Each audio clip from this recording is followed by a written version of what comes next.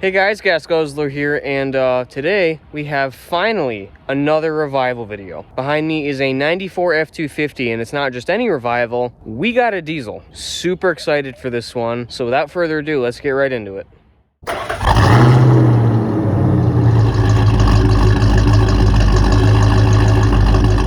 So like I said, the truck in question is a 94 F-250, extended cab long bed. Now I bought this truck for 800 bucks. For what's under the hood. This thing has a 7.3 IDI, but not just any IDI.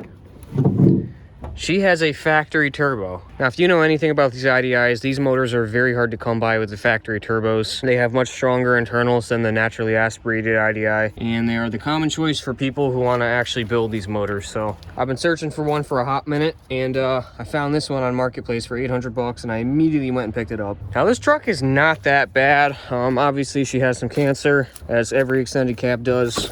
The interior is actually gorgeous. The dash is in extremely good shape.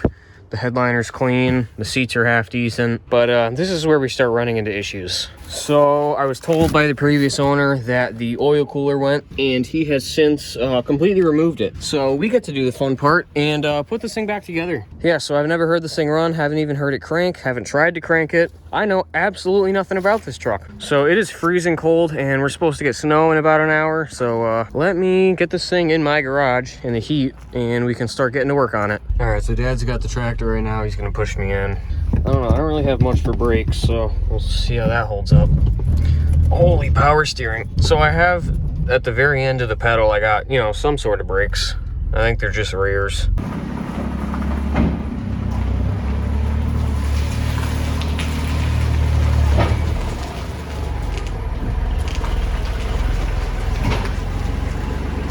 All right, so the truck's in the garage finally. Now we can go ahead and see if this thing even cranks, because I, again, have not done anything to this truck. We do have two batteries. I don't know if they're any good. Well, it does something. I'm gonna go ahead and say that these batteries are probably dead, so let me throw the charger on them for a little bit. All right, so while the charger's doing its thing, let's see if any of the electronics in the truck work, which these IDIs are notorious for, is having wiring issues. What are the chances that the glow plugs even work? No shit. So if your IDI starts clicking like that as soon as you hit the key, basically that means your glow plugs are not working at all. These actually cycled for a good amount of time. Granted, it's warm in here, but now to explain why the glow plug systems in these IDIs suck, you kind of have to understand some basic diesel knowledge. So a glow plug is pretty much this little metal stick with a heating element on the bottom. You put power to it and it grounds to the block, and that element starts glowing red hot in the cylinder. Helps heat everything up, have a higher chance of firing when you hit the key in cold temperatures. Now these trucks have an external glow plug controller, which, this being a turbo, it is relocated right here. This one actually still has the plastic cover, which tells me it probably hasn't ever been touched. Actually, I want to check how many miles this truck has on it too. The computer itself has a timer in it, and that timer will run this for a certain amount of time. However, you can overheat glow plugs by running them for too long. The way that this measures the temperature of the glow plugs to make sure it doesn't run them for too long is by resistance. Now, if you have a glow plug that is completely dead, it's going to show no resistance, and the way that the controller is going to read that is that it is fully up to temp. And the reason why the system is so bad is because even if just one glow plug fails, it will read it as all 8 being up to temp, and it won't fire them at all, which is what happened with my other IDI. Clearly this one's actually working, so I'm not going to really worry about it. But now, how to find a dead glow plug on one of these trucks is you grab a test light, you hook the clamp side up to the positive side of the battery, and then you touch each of the ends on the tops of the glow plugs where it would typically get power. And if it lights up, you know it's got resistance. If you get nothing, you have a dead glow plug. Very easy to do. There's many videos on it on YouTube. But yeah, these IDIs do have a lot of wiring issues. This one seems to have been pretty well maintained. I want to go back and see what mileage this thing had on it, because it can't be that high. 198. So I mean, for a diesel, that's not terrible. for one of these trucks in general, that's kind of up there. Now, in modern standards, that's not many miles at all. But you have to consider these trucks were 30 years old. These speedometers actually in these trucks will not roll over to 400,000 miles. When they hit 399, they will actually roll back to 300. I don't think anyone anticipated these trucks making it any more than that. So, but yeah, this thing is still pulling roughly like 14 and a half amps. So I'll let this thing sit for a little while longer, and then we can try to get this thing to crank again. All right, so I've had it on the charger for a little bit. I cleaned up all the battery connections, and I hooked up this little contraption I made. I'm pretty sure this thing has a bad starter. Now, if you come under here,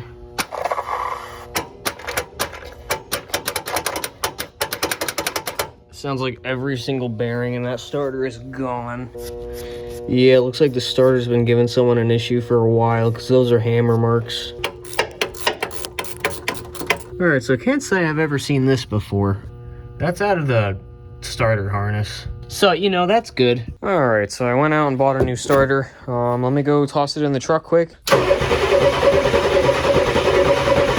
She might be a little low on compression on a couple of cylinders. But she does crank, that's all that matters. And I actually smell diesel, so I think it is pumping it too. Oh shit, look at that. What is dumping all over the floor? Oh! I don't know, but there's a high chance it's coming out of that, so I'm gonna see if I can possibly pull all of this stuff out and give myself some better access to that whole oil cooler area.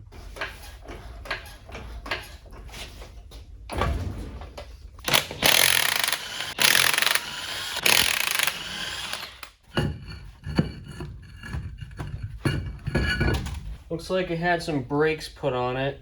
Oh, wow. Okay, so clearly those didn't make it very far because that back pad is gone. The front one looks brand new. Yeah, I'm going to call that fine. So anyway, I got 2 bolts there. I got 3 up here for the fuse box. And then the rest of this should just pull out because this is all completely rotted.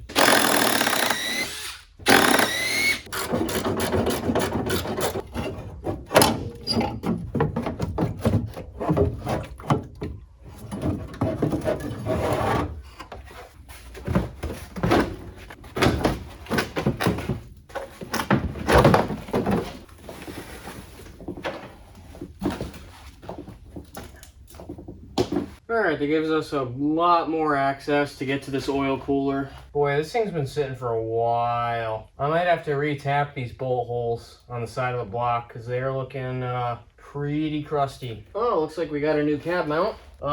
It's bolted on. I don't know if that's right, but you know, it's probably fine.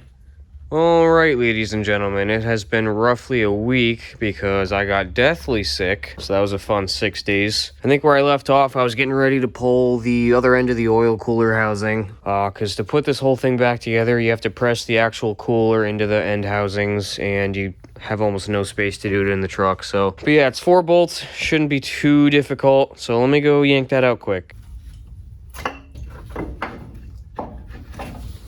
Alright, so I got all the parts. I just want to go ahead and clean them up first, get all the grime off of them before we go throwing them on the truck. This one's full of junk just from sitting out, and this one, well, it's not far behind.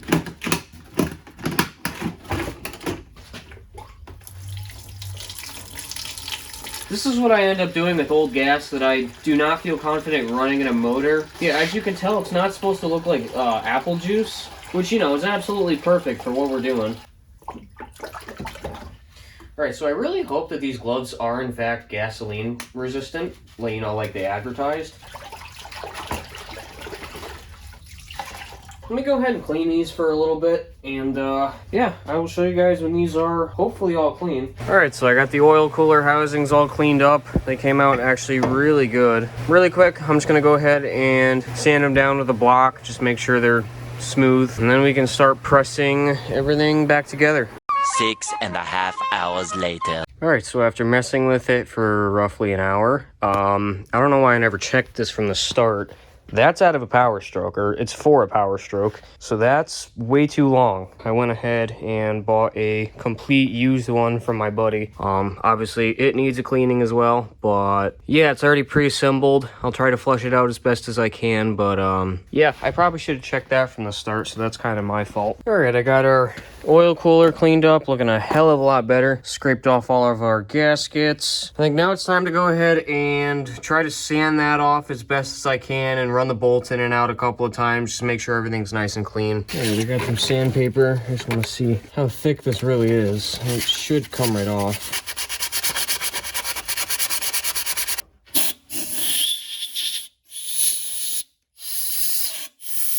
I don't even know if it's going to be able to clear the steering shaft. I might actually have to try to get this thing up and over the front axle.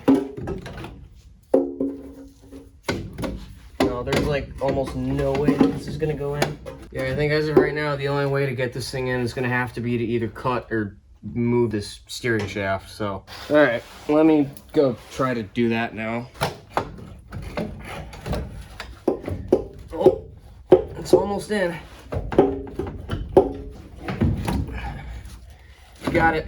So I got the oil cooler all bolted up, but yeah, steering shaft is reconnected, everything's hooked up. I want to drop the drain plug and drain whatever oil's left in this. I don't think there's a whole lot. All right, let's see what size Ford wanted to make the drain plug today. Let's say probably 9/6. Actually, that's more like 5/8. Survey says, what the f? All right, so apparently it's a 3/4 inch, so that's cool. Oh, so that's not good. I was cranking that. Probably smart to just go pour some diesel down this thing and try to flush that out. I knew it pulled a 6.0, but I didn't know it was that bad. I figured, I mean, it's thin now, I think, unless there's still chunks up in there. That's straight water, actually. Just needs an oil cooler, he said. Definitely wasn't full of water. All right, let me go get some diesel, flush this thing out. Finally time for some new fluids, starting with the filter. Now, I don't usually pre-fill oil filters, but because this one screws on pretty much vertically, we might as well. And it is a rather large filter. I literally just went with the cheapest stuff I could find because this thing was, you know, full of water. It's gonna need a new oil change in a short while anyway. All right, let's just dump it all over the filter.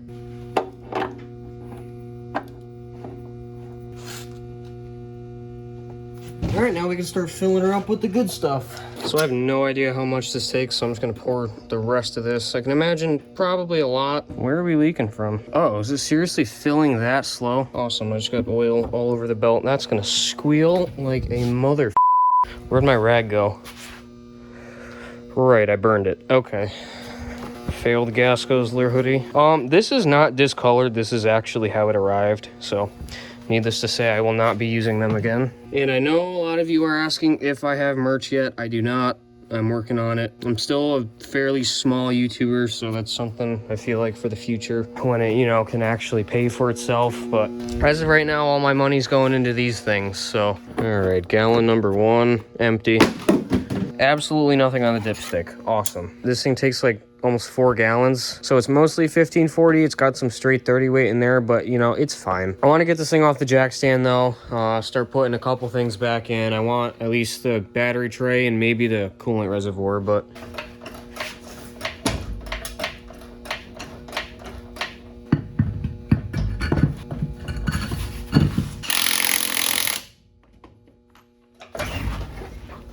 all right, quick change of clothing because I was covered in oil. Figured it was only right to wear the International hoodie. I got both batteries back in this thing. It is finally time to see if this thing will actually fire up for the first time in years.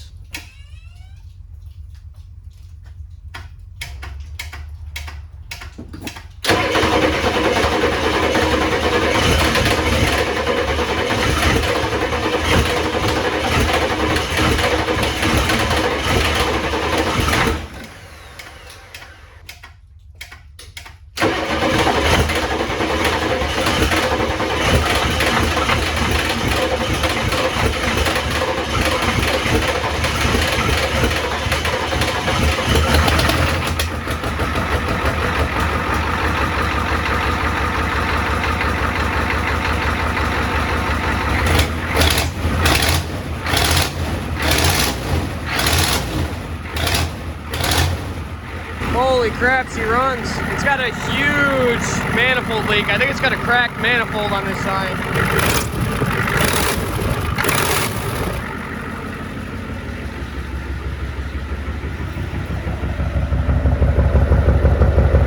There she is. I don't got any antifreeze in it, but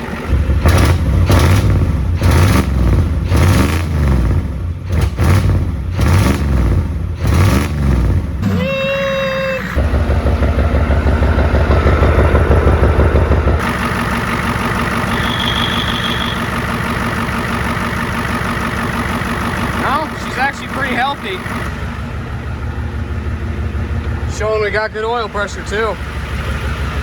Not bad. Let me just pull this thing back in real quick.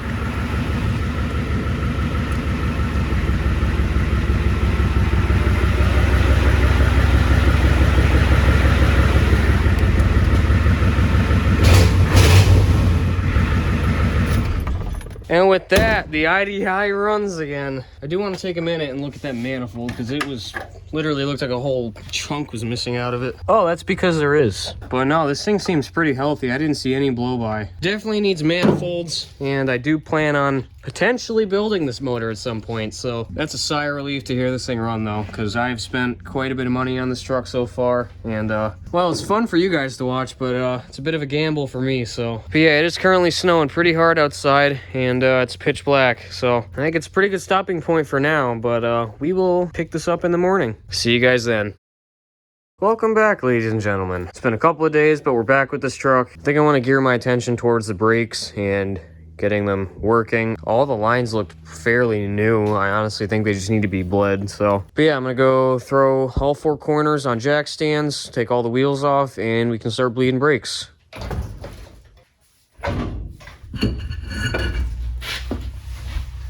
Alright, so we're at the back of the truck right now. I just topped off the brake fluid. I got the two front bleeders loose. This one's completely snapped off and the other one is seized. So I'm going to try to bleed these from the brake lines. I hope this works because these are all crusty as hell. Alright, keep pumping.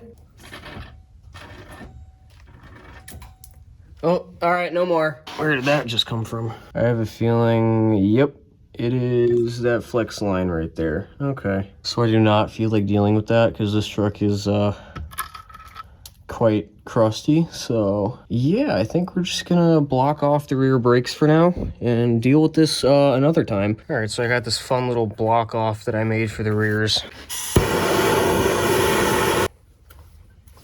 All right then. All right, pump it. Oh. Not a whole lot of air coming out of this one. Let me go to the other side, see what that one does.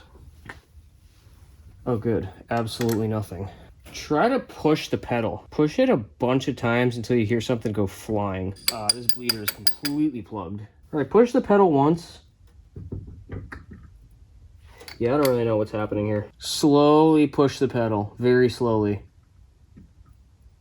I think it's already bled. Well, our bleeder is no longer full of junk because now I'm flinging brake fluid everywhere, so this is fun.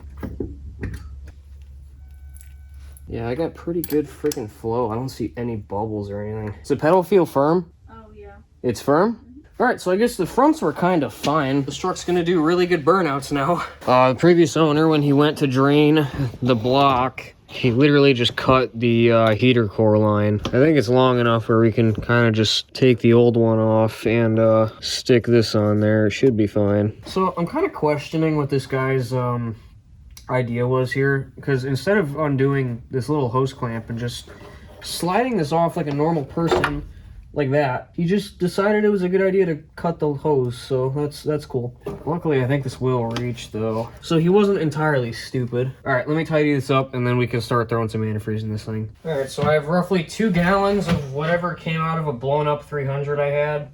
It looks terrible. You know, I don't really care enough. Ooh, I should probably wait and see if there's any large leaks that I missed. Well, we're gonna be here for a little while, so I'm gonna go ahead and finish filling this thing up, and then it's pitch black outside, but we can at least see if this thing will drive around the yard tonight with a blown manifold. I did not fix that. And with that, the IDI is done. I know we don't have rear brakes, but for what I'm going to be using this truck for, the fronts are just fine. It's really just going to be for around the yard till I eventually pull this motor. It is snowy and icy outside. As far as I know, 4x4 works. We're going to see about the auto-locking hubs, but as loose as the shifter is, it does engage, so I think we might be okay on that. Yeah, without further ado, let's fire this thing up and go take it for a quick spin.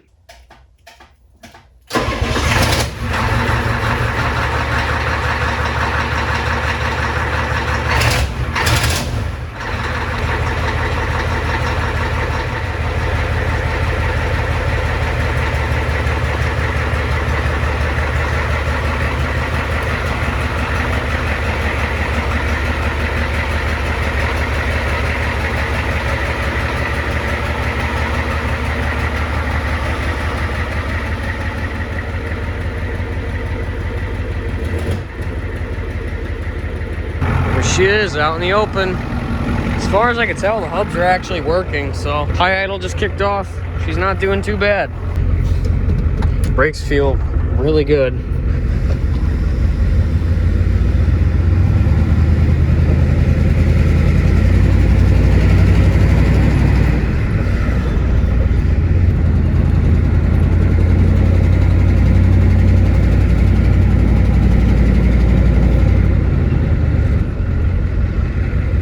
See if we got heat at all.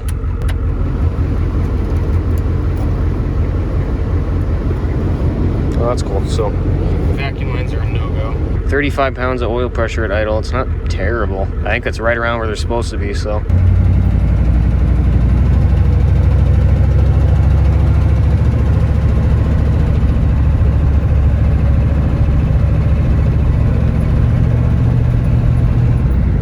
There's second.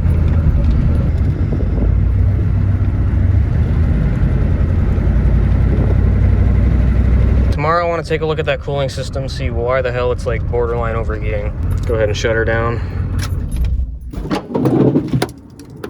She definitely warm. Probably just needs the air bled. Okay, so it's definitely about to pull a 6.0. Stuff like that, that's a load of crap. That's a load of crap. Well, it's late. I'm tired. I think that's a good stopping point for today. I'll probably go ahead and pick this thing up in the morning again. Got a couple more things I got to button up tomorrow. Then we can go and take this thing on a proper test drive. All right, so it's the next day. Cooling system is filled. I want to fire this thing up and just let it run.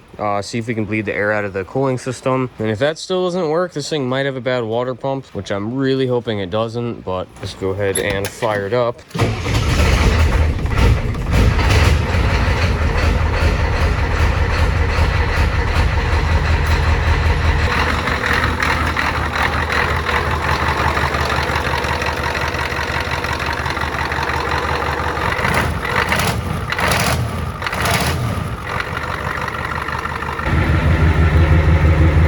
Well, we'll let this thing run for a little bit and check on the coolant. Temps are slowly coming up. We are also joined by a Justin. What? You haven't been on the channel in a little while. Not since the, No, the 4.9. yeah. She's definitely coming up to temp. I don't know, she might be okay. Guess maybe we'll back it out and just go take it up the driveway again.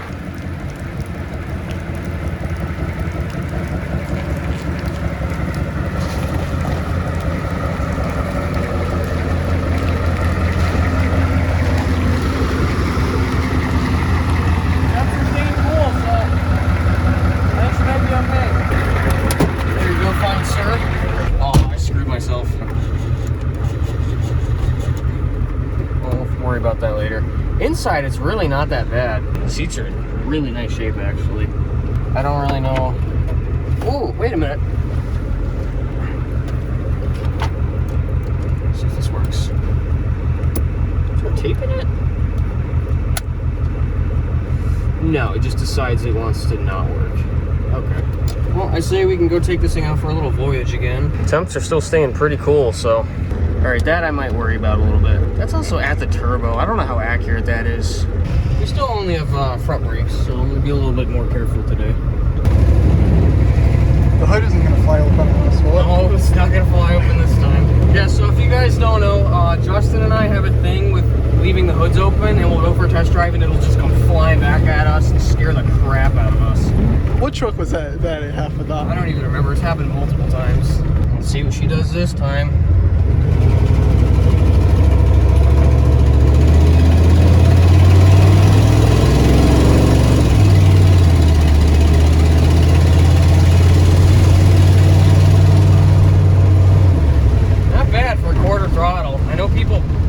On these motors, but they're not as much of a potato as people say they are. Temp is staying right at the bottom of the normal range. It's not doing bad at all. It shifts really nicely, I will say, for a freaking E4OD. Oh, she's dumping.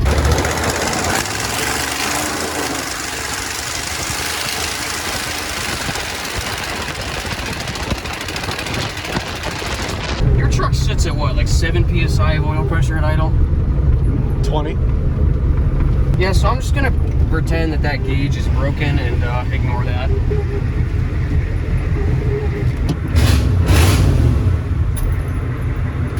All right, so before we go and take this thing on its final little road trip, I want to button up the last couple things, get the intake all reassembled, get that inner fender back in. We'll see if I can even bolt it back up because everything is completely rotted, but and then some miscellaneous stuff like the coolant jug, the washer reservoir, just everything to get this thing complete. All right, so we're gonna see how well this wants to go back in.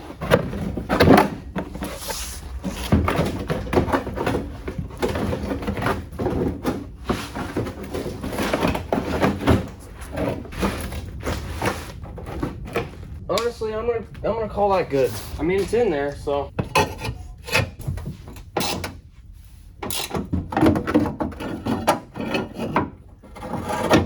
So at some point, this might just come flying off.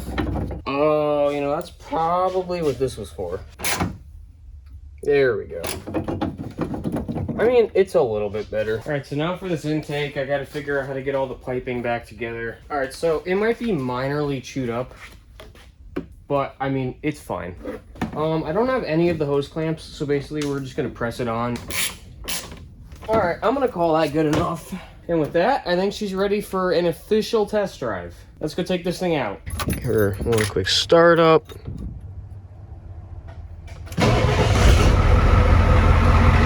Look at that.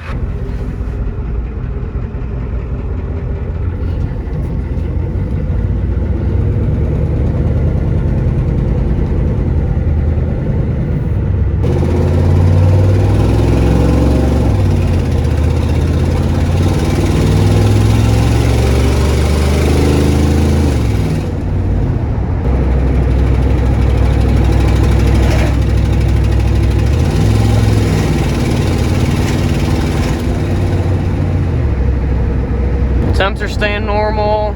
We got about 35 pounds of oil pressure. She's not doing too bad.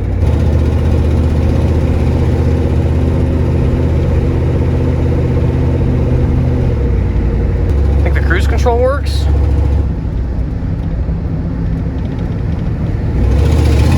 Oh shit. Down to about 27 PSI.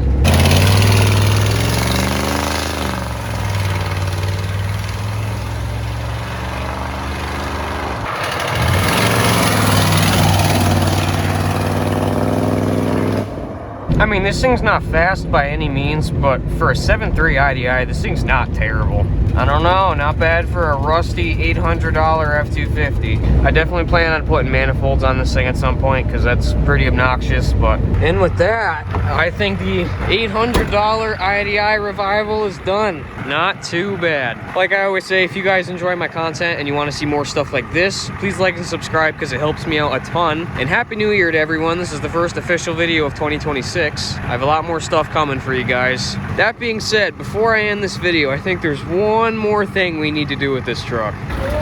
Let's see what she's got.